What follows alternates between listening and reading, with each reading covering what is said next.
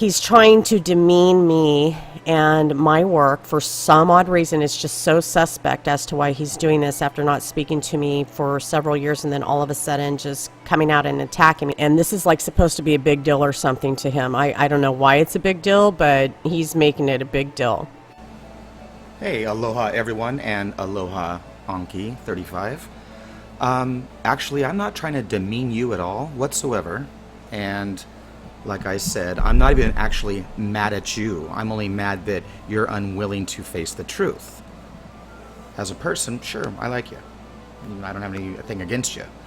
But to say that I have something out for you is just completely wrong, because the truth is, as you have admitted here, that you made a video years ago about me. So you started it, actually. Think about it. You're the first one to laugh and tease and assume that I'm so stupid and ignorant. I'm not saying you're completely an evil, rude person, not whatsoever. You're very polite and you're trying to explain yourself, and I grasp that. But the problem is that you don't grasp the overall truth. And you assume that I'm coming and attacking you, when actually I'm just defending your attack.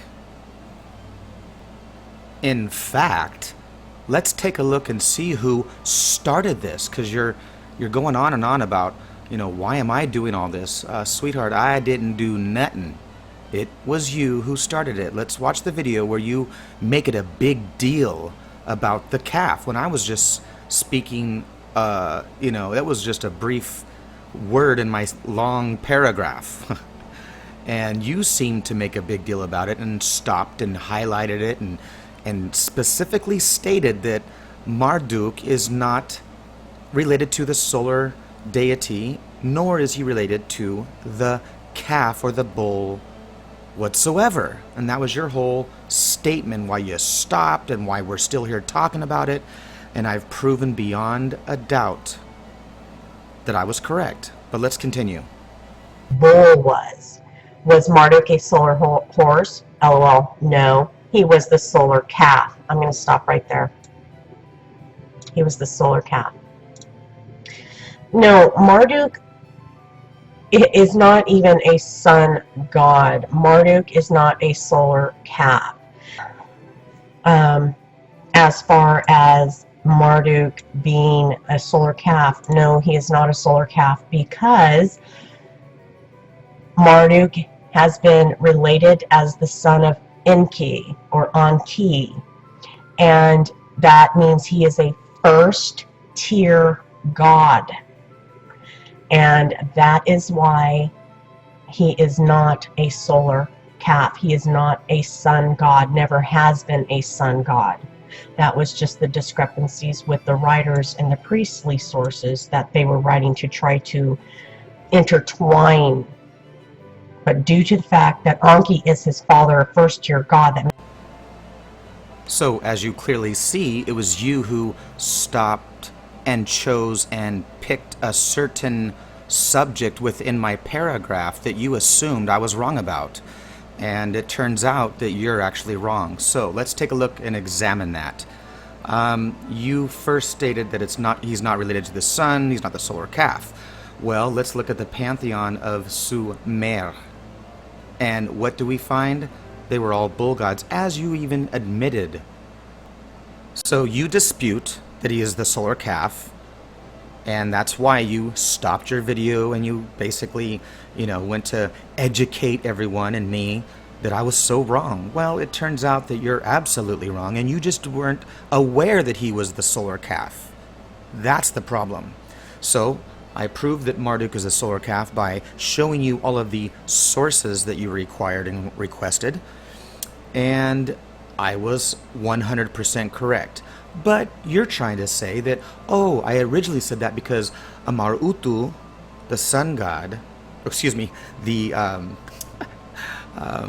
Marduk is not the sun god and the solar calf. So his name was corrupted with the new people took over the land and blah, blah, blah, blah, blah. Right? Right. So you said his name came from Ashur. Well, then I showed you the god Ashur is the same bull. the winged solar disk of the sun bull. The ancient Assyrians, this whole area worshiped the bull and the calf as the sun and the lunar moon. And all of the Levant, ancient Mesopotamia, Sumer. And you're going to sit here and not realize that with all of the books you've read throughout your life.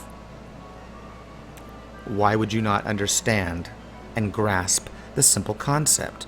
So, not only have I proven that Marduk was a solar calf, I've proven that Ashur, who you said his name came from, is also the winged bull, which I'm going to get back into later and explain all of this, by the way, of what it all really means, with the Bible included, that you simply don't grasp.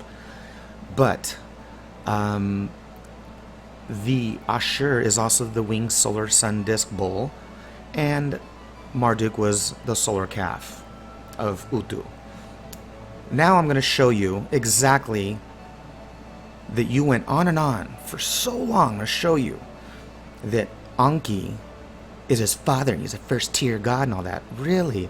Well, let's look at a published author and what the professionals say about the interpretations of Sumer. Who is Enki? He is begotten, birthed from the wild bull. So, like I said, the entire Sumerian pantheon of gods were the ancient bull gods, which all stemmed from the primordial aspect of the serpent dragon goddess of the abyss, which I'll get back to. But the entire reason that Marduk is a solar calf is it comes from the ancient ancestors of Anshar, Anu, and Enki, and Enlil, and etc., because they were all bull gods, as I have clearly stated and proven with sources. Case closed. He's trying to tell his subscribers that Marduk is the bull calf of the sun, which is a conjecture. It's called a speculation. Seriously? You're going to try to play that card? Come on. The truth is, or actually going to show me any of the gods, that the name is not disputed with conjecture. Come on. That's just freaking ridiculous. So the name Marudutuk would actually mean something more like the son of the storm. So... Okay, I just can't take this anymore. I got to explain the entire thing to you. It's just killing me. All of the reborn again sons that came from rejuvenation gods were always the ones that took on the power of their father, the god. So the son, S-O-N, and S-U-N are synonymous. The child, the offspring of March, of Mars, Marduk, the Duke of March, which has to do with the astrological equinox of springtime when life is reborn again, which is why all of these gods, like I said, are related to the storm god of old. You'll notice that their right hands are raised, which is why Marduk has his right hand raised with his thunderbolt in his hand, just like Zeus, just like images of El, just like Thor and any other god in history that you want to research. You'll see that their right hand is raised. They're the ones of the storm and weather, because we're talking about nature and the seasons of the annual year, winter and summer, night and day.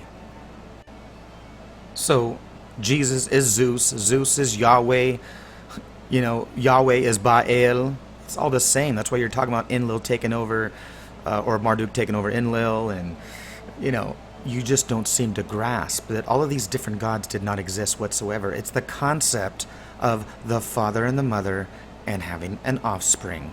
That is eternal life. So that's why Yahweh is known as, God of the storm. So is Jesus, so is Zeus, so is Thor. All the sons of the great God. The great God is always, overtaken, and the new God is the one with all those powers now and takes over. What's funny is, what do you think creates storms? The sun creates all of our storms on Earth, first of all. Okay? The weather patterns, everything is all created because of the angle of the sun upon earth. But anyway, I want to explain some really deep concepts to you that you're not seeing. It's like why you said Enlil created the lights, the sun and the moon. Really? Isn't that funny that the bull god Enlil created the sun and the moon and the lights when the bull god of the Bible also created the sun, the moon, and the lights? Anyway, my point is that all creation myths all began with the primordial abyss of the chaos waters.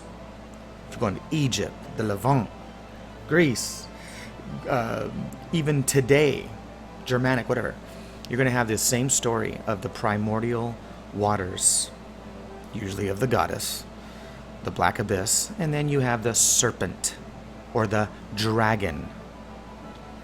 The next step is the gods, the bull gods of earth.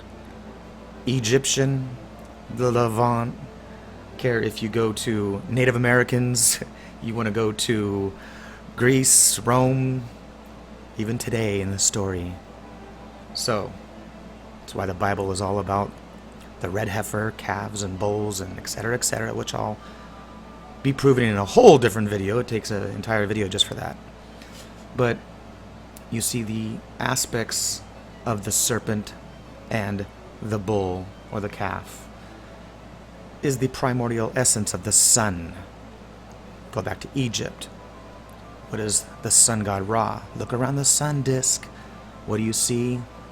The serpent.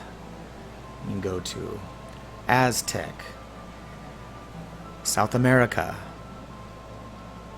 What do you have? The feathered serpent of the sun. So, I can go on and on. You see that I'm 100% right, and that's exactly why I was stating that Marduk, in passing, is a solar calf, and it's because he comes from the lineage of solar calf. And you're saying, oh, no, he means the son of the storm. You're out in left field. You're not even listening and understanding and grasping the entire concept.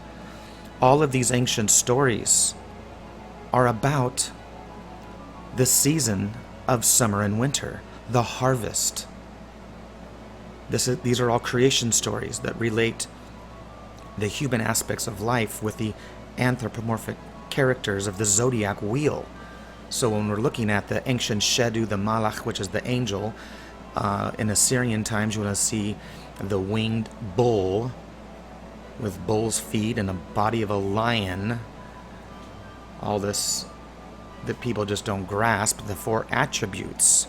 It's the crossing of the zodiac wheel, which is why I've explained this many times before. It's why the angel of the Bible is the exact same thing as the head of the bull, the head of the human, head of the eagle, the wings of the eagle, and the lion body, or the head of the lion, because it represents the four quadrants, which I've explained so many of times. It's so basic to grasp this concept now that I've explained it for years. I've seen other people out there finally catching on and understanding what it really means. And there's people out there that think that symbol of the winged bull of Babylon is, the devil and all this kind of stuff, which is where the concept comes from as well. It's ignorance, completely. It was a zodiac. Zoroaster. It's the zoo animal, sun, Ra, star, or the asters. That's why in the Bible story you have the Son of God who is born in a stable or a manger, which is an animal house of the zodiac wheel, Zodiah. On and on I can go, but I'm not going to reveal any more about that. I just want to state that the sun and the moon is the premise behind all of these ancient stories.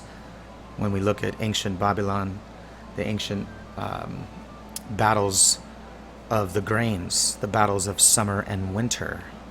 Anyway, so Jupiter, who is Zeus, okay, Jupiter is Zeus, the planet Jupiter, which overtook the planet Saturn as the ruler, okay?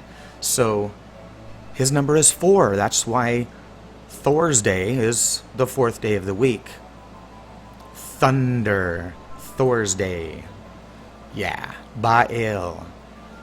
So, 4. That's why there's 4 rings. When you go look up Ashur, you'll see the 4 rings surrounded by the center ring. Ezekiel's wheel. It is the 4 attributes of the 4 seasons.